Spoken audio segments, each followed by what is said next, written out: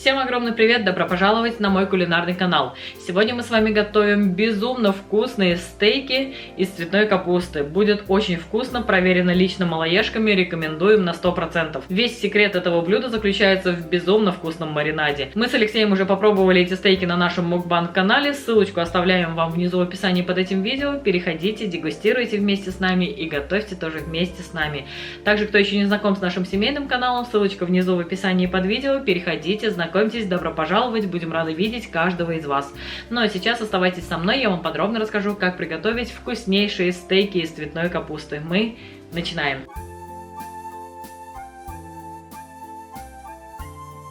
Итак, друзья, сегодня готовим стейки из цветной капусты, и я на рынке купила вот такую вот красавицу, вы только посмотрите. Она полностью закрыта, то есть открываешь, и внутри наисвежайшая, наикрасивейшая, посмотрите, цветная капустка. Чик. Нам, короче, ее сейчас нужно освободить от этих объятий. Дальше смотрите, максимально все это дело разламываем, все эти кусочки вот так удаляем. Далее берем доску и вот эту кочерышку мы срезаем. Если есть возможность, кочерышку мы еще подрежем. Все, друзья, максимально кочерышку срезали, а дальше, смотрите, дальше капусту необходимо промыть хорошенько. Промываем, потому что мало ли какие жучки и червячки жили между листочками.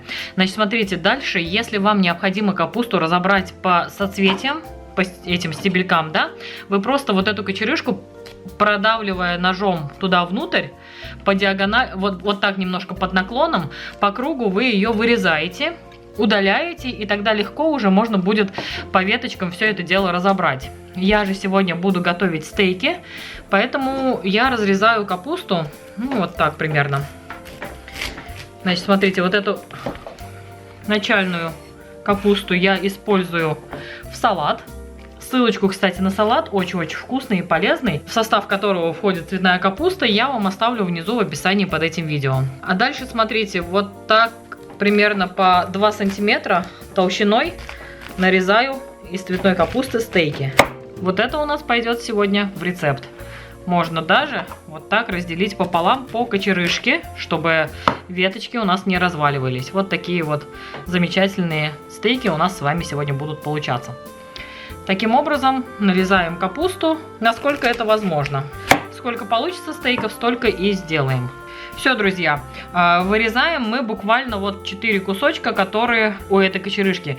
Все остальное у нас просто разваливается по соцветиям, поэтому все остальное мы будем использовать для салата, а для стейка используем только вот эту серединковую часть, которая у нас идет с кочерышкой. Сильно толстую кочерышку вот здесь вначале мы вырезаем.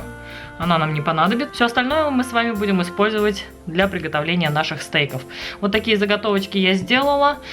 Сейчас покажу, что будем делать дальше. Итак, друзья, стейки наши будущие укладываем на противень, застеленный силиконовым ковриком либо пергаментной бумагой. Пока убираю в сторону, займемся соусом. Для соуса нам с вами потребуется 150 грамм майонеза, хорошего, вкусного.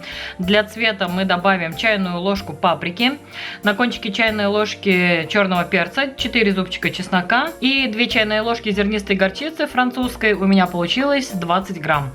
Берем чашку, в которой будем готовить соус, и отправляем все перечисленные ингредиенты. Майонез, горчица. Через чеснокодавку я выдавливаю 4 зубчика чеснока. Если не любите чеснок, можно вообще не добавлять, можно значительно уменьшить количество. Мы просто его очень любим, поэтому добавляю много. Далее черный перец и паприка. Все хорошо перемешиваем. Все, друзья, вот такой аппетитный, замечательный соус у нас с вами получился. Дальше возвращаемся к нашим стейкам. Половину соуса распределяем по нашим стейкам. Оставшуюся половину пока убираем в сторону, она пригодится нам чуть позже. Стейки тоже пока убираем в сторону, займемся куриной грудкой. Одна куриная грудка у меня на кости, я ее сейчас отделю. Так, разрезаю пополам и стараюсь достаточно экономично уходить в бок ножом. Вот так. Все, одна половинка куриной грудки у нас готова с вами.